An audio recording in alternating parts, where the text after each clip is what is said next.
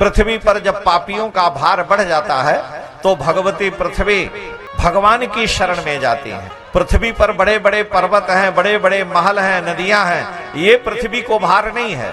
लेकिन पृथ्वी पर अगर एक पापी हो जाए तो पृथ्वी के लिए वो भार है। गिरि सरि सिंधु भार नहीं मोही, जस मोहि गरु एक परद्रोही।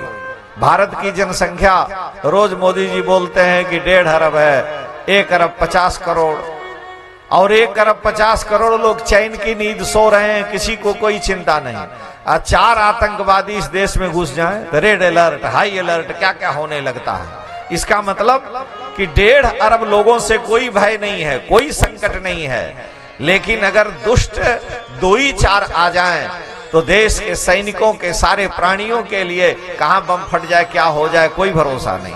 तो ये अनादिकाल का नियम है। भगवती पृथ्वी कहती है मुझे कोई भार नहीं, लेकिन ये पापी जो कंस हैं, जरासंध हैं और शिशुपाल आदि हैं, इनके पापियों के भार को मैं नहीं सहन कर सकती। क्यों कि पापी भारी होते हैं। अयोध्या में भी एक पहाड़ था, अयोध्या में भी एक पापिन थी और उसके भार को अयोध्या भी नहीं सह पाई। तुलसीदास जी ने लिखा किसके लिए? मंथरा के लिए, कि पाप पहाड़ प्रकट भई सोई। अयोध्या में, अयोध्या से वो नहीं थी, वो तो केकय देश से आई थी, लेकिन वो पाप की पहाड़ थी। यानी अयोध्या भी उस पापिनी मंथरा के भार को सहन नहीं कर सकती थी। इसलिए शत्रुघ्न जी ने खूब लतिया करके मुंह से खून निकाल दिया, तब कहीं वो पहाड़ हल्का हुआ। तो पृथ्वी भगवती ब्रह्मा की शरण में गई कि प्रभु मैं पाताल में चली जाऊंगी, पापियों का भार बढ़ गया। ब्रह्मा जी भगवान की शरण में गए, सारे देवताओं को लेकर क्षीर सागर के तट से प्रार्थना किए। ब्रह्मा जी को भगवान ने बतलाया कि मैं अति शीघ्र चंद्र वंश में, सूर्य के वंश में उत्पन्न वसुदेव जी की पत्नी देवकी के यहां अवतार लूंगा। मेरे अवतार से पहले मेरे अंश अनंत भगवान मेरे बड़े भाई के रूप में आएंगे। हे ब्रह्मा जी, आप सभी देवताओं को आदेश दीजिए कि ये देवता और देवताओं की पत्नियां पृथ्वी पर ब्रजमंडल में गोप गोपियों के रूप में जाकर के अवतार लें, और पृथ्वी के भार को उतारने के लिए मैं आऊंगा, इन दुष्टों का संहार करूंगा। ब्रह्मा जी ने पृथ्वी को, क्योंकि भगवान की भाषा ब्रह्मा जी ही समझे, ब्रह्मा जी ने देवताओं पृथ्वी को समझाया और देवताओं से कहा कि भगवान की लीला में सहायता के लिए आप लोग पृथ्वी पर मानव शरीर गोप गोपियों के रूप में जाएं। तो देवता लोग गोप गोपियों के रूप में आए। धीरे धीरे समय व्यतीत हुआ। देवक की सारी पुत्रियां वसुदेव जी को ब्याही गईं। देवकी देवक की सबसे छोटी पुत्री हैं और कंस की चचेरी बहन है। देवक और उग्रसेन दोनों भाई हैं। उग्रसेन का पुत्र कंस और देवक की पुत्री भगवती देवकी। अपनी चचेरी बहन को कंस बहुत मानता है। जब देवकी का विवाह हुआ और वसुदेव जी रथ में बैठकर विदा करा करके जा रहे थे, तो कंस ने अपनी ओर से भगवती देवकी के लिए घोड़े की बागडोर अपने हाथ में पकड़ा और सारथी का काम, राजपुत्र होने पर भी वो सारथी का काम करते हुए देवकी को बैठा करके और ले जा रहा था। 200 कुमारी दासियां दहेज में दिया उसने, और इतना ही नहीं, अपनी बहन देवकी की प्रसन्नता के लिए उसने सैकड़ों रथ आदि दिए, सैकड़ों हाथी घोड़े। उसने 15,000 घोड़े, 400 हाथी, 1800 रथ देवकी की दक्षिणा में दिए वसुदेव जी के विदाई में। और कंस भगवती देवकी को पहुंचाने जा रहा था कि मार्ग में ही देवताओं ने आकाशवाणी कर दी कि अरे कंस, जिस देवकी को तुम इतनी प्रसन्नता से ससुराल विदा करने के लिए ले जा रहा है, इसी देवकी का 8वां गर्भ तेरा काल होगा। अस्यास्त्वाष्टमो गर्भो हंतायाम बहसे बुध। अरे मूर्ख कंस, सावधान हो जाओ। यह सुनते ही कंस घोड़े की बागडोर को छोड़ दिया, देवकी के केश को पकड़ लिया और तलवार से देवकी का सिर काटना चाहता था। वसुदेव जी ने कंस के हाथ पकड़ लिए और कहा, हे वीर पुरुष, आप भोज वंश में उत्पन्न हैं, आपके बहन के हाथ की अभी मेहंदी भी नहीं सूखी है और तुम देवकी का सिर काटना चाहते हो। तुम्हारे जैसे वीर पुरुष का यश नष्ट हो जाएगा, कीर्ति चली जाएगी। अरे मृत्यु तो जन्म के साथ ही निश्चित हो जाते, मृत्युर्जन्म बताम वीर देहेन सह जायते, अद्यवा अब्द शतान्ते वा मृत्युर्वै प्राणिनाम ध्रुवः। मैं तुम्हें वचन देता हूं कि देवकी के सभी पुत्र हम तुम्हें समर्पित करेंगे। 8वें से तुम्हें भय है, मैं सबको समर्पित करूंगा। मान गया कंस, वसुदेव देवकी को छोड़ दिया, वो अपने घर चले गए। कंस ने अपने अनुयायियों के बीच में चर्चा की कि आकाशवाणी ने देवकी के 8वें लाल को मेरा काल कहा है, क्या करें? उन्होंने कहा, आप चिंता न करें, देवता भी आपसे डरते हैं। हम लोग जितने भी ब्रज में यदुवंशी क्षत्रिय हैं उनको इतनी पीड़ा देंगे कि वो सब छोड़ करके भाग जाएंगे। कंस के सेवकों के आदेश से यादवों को इतनी पीड़ा दी जाने लगी कि ये लोग छोड़ के भाग जाएं, क्योंकि अगर वसुदेव जी के पुत्रों को कंस मारेगा तो यदुवंशी लोग सबसे बलवान हैं। कंस भोजवंशी है, लेकिन यदुवंशी क्षत्रियों का वहां बड़ा प्रभाव है और वो एकजुट हो जाएं तो कंस की चूली हिला देंगे। लेकिन यदुवंशियों का एक ही सबसे बड़ा वो जो है माइनस पॉइंट है, एक ही उनमें दोष क्या है कि उनको उनके पूर्वज यदु महाराज का शाप है कि यदुवंशी राजा नहीं हो सकते। इसलिए बेचारे शाप के कारण राजा तो नहीं हो सकते, लेकिन सारी शासन व्यवस्था में इन्हीं की चलती है। कंस यदुवंशियों से बलवान नहीं है, लेकिन वो भोजवंशी है राजा, वही अपने पिता को जेल में डाल के बना है। तो यदुवंशियों को जब पीड़ा देंगे, कोई निमित्त बना करके कष्ट, उनका व्यापार, उनके अस्त्र शस्त्र को लूटेंगे तो अपना छोड़ के भागेंगे। राजा का शासन राजा का। यादव यत्र तत्र छोड़ करके मथुरापुरी से बाहर भागने लगे। उधर वसुदेव जी महाराज ने वचन दिया था कि देवकी के सभी पुत्र हम समर्पित कर देंगे। पहला पुत्र हुआ, ला करके कंस को दे दिया। कंस ने देखा यह बोध पुत्र मेरा काल नहीं है, विदा कर दिया, महाराज ले जाइए, हमको 8वां पुत्र चाहिए। वसुदेव जी लेकर चले गए, लेकिन प्रसन्न नहीं है, क्योंकि कंस के बुद्धि का चित्त का कोई भरोसा नहीं। अव्यवस्थित चित्तानाम प्रसादोपि भयंकर, क्षणे रुष्टा क्षणे तुष्टा, रुष्टा तुष्टा क्षणे क्षणे।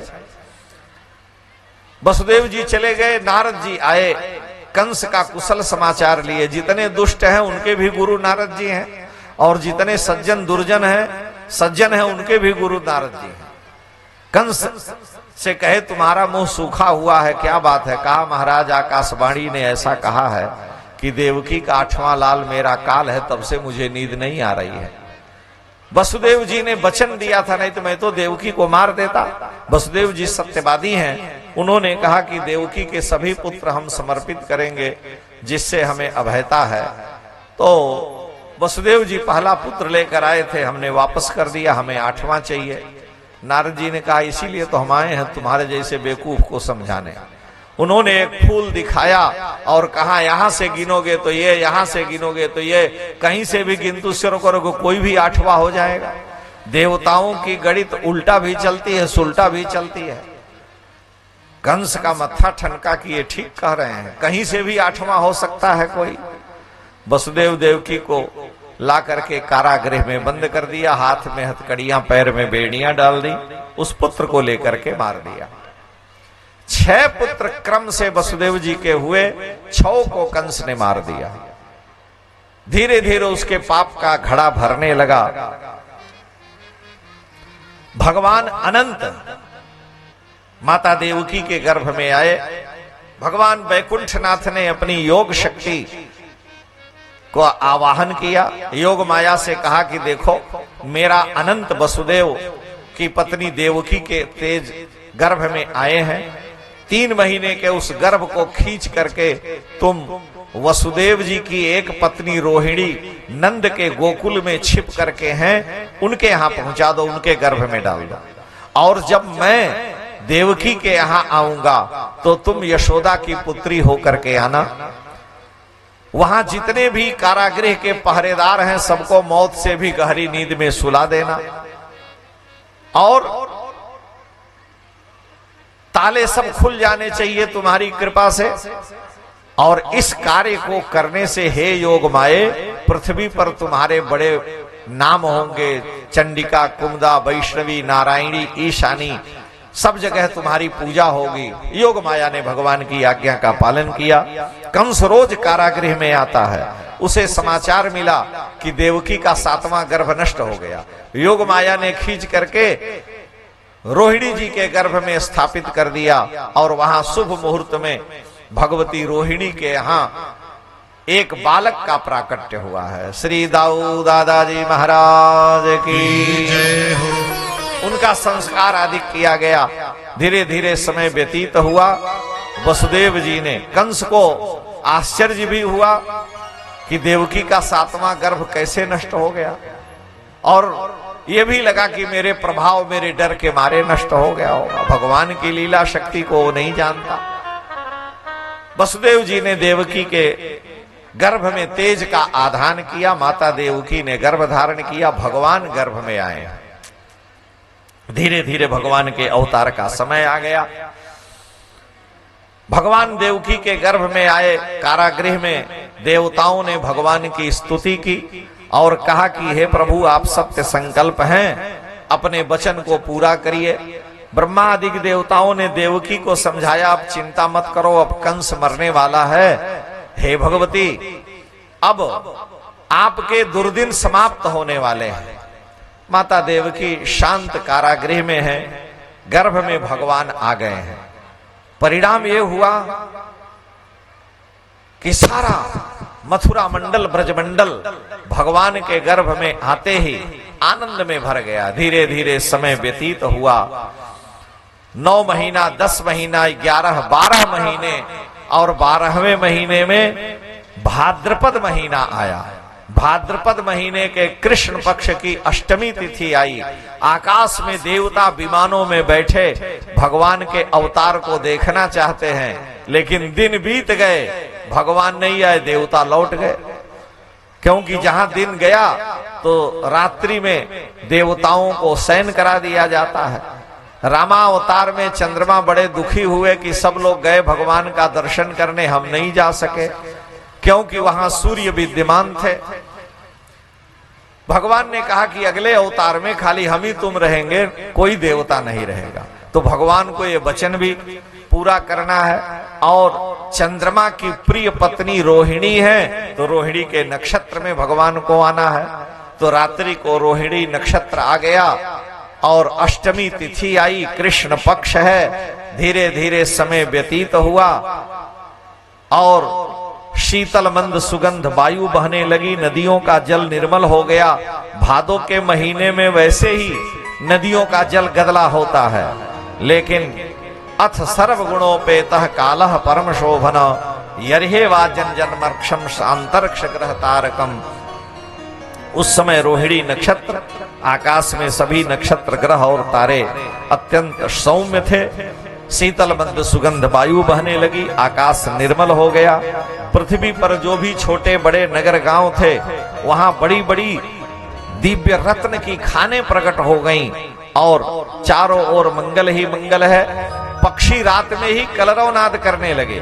जमुना जी का जल शांत हो गया, कमल खिले हुए हैं। और ठीक रात्रि को 12 बजे कंस के उस कारागृह में शंख चक्र गदा पद्म धारण करके 16 वर्षीय किशोर रूप में भगवान नारायण वैकुंठनाथ का प्राकट्य हुआ।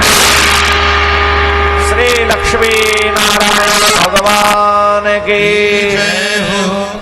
शंख चक्र गदा पद्म लेकर भगवान प्रकट हुए। 16 वर्ष की आयु है।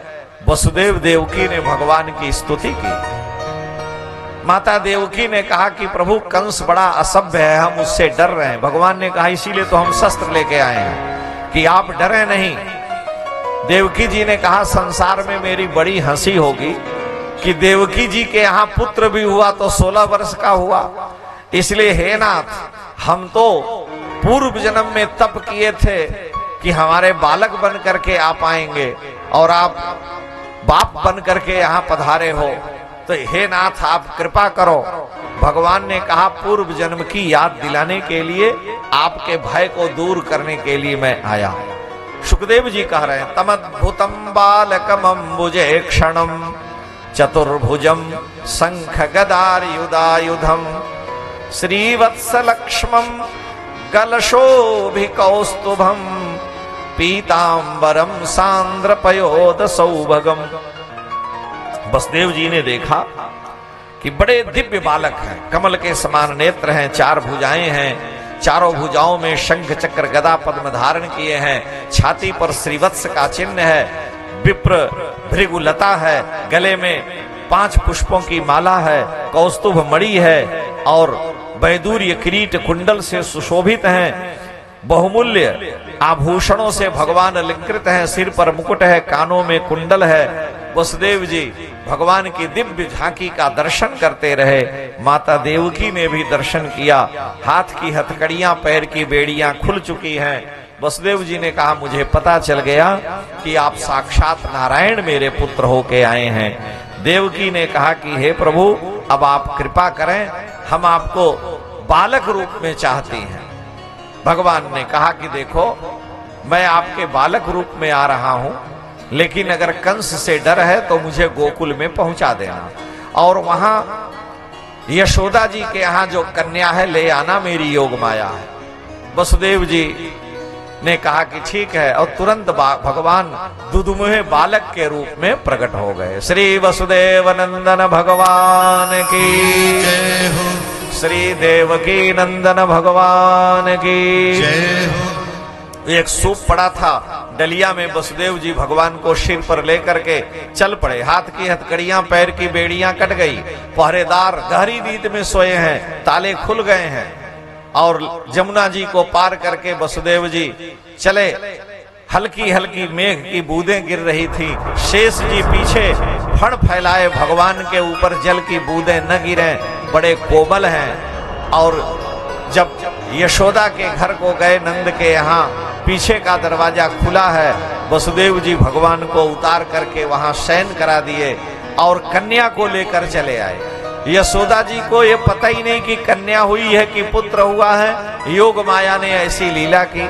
कन्या को लेकर के जब कारागृह में आए तो हाथ में हथकड़ियां पैर में बेड़ियां लग गईं, कन्या रोने लगी। उस समय कंस को पता चला, वो दौड़ा हुआ आया, कन्या को पटक कर मारना चाहता था, लेकिन कन्या हाथ से छूट करके और आकाश में अष्टभुजा जगदम्बा के रूप में प्रकट हुई। उसने कंस को कहा कि अरे मूर्ख, तुम मुझे मारना चाहता है, तेरे को मारने वाला काल आ गया। कहां आया ये नहीं बताया। इधर प्रातः काल हुआ, नंद बाबा को समाचार मिला, उनकी बहन सुनंदा दौड़ती हुई आई और नंद भैया से गले मिल गईं और उन्होंने कहा कि भैया अब मुंह नहीं खुल रहा है। अरे भैया, अरे सुनो। नंद बाबा ने कहा बोलती क्यों नहीं है?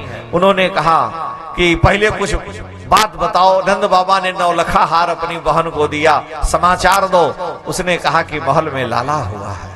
नंद बाबा को यह सुनते ही रोंगटे खड़े हो गए, प्रेमाश्रु वर्षण होने लगा कि आज मेरे वर्षों की कामना, मैं तो ये सोचता था कि नहीं होगा, लेकिन आज लाला हुआ है।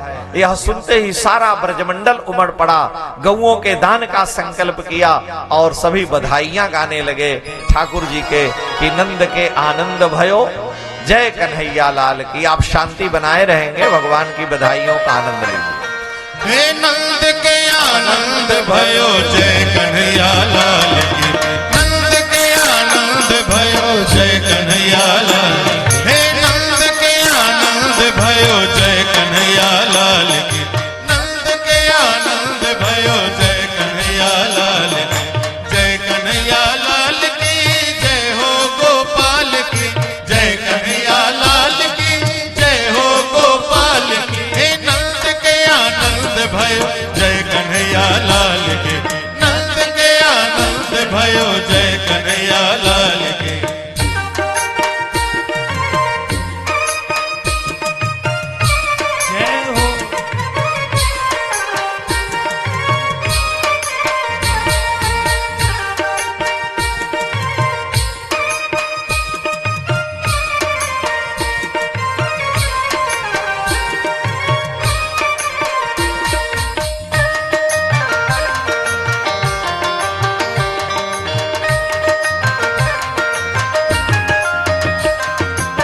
તે દિને ઘોડા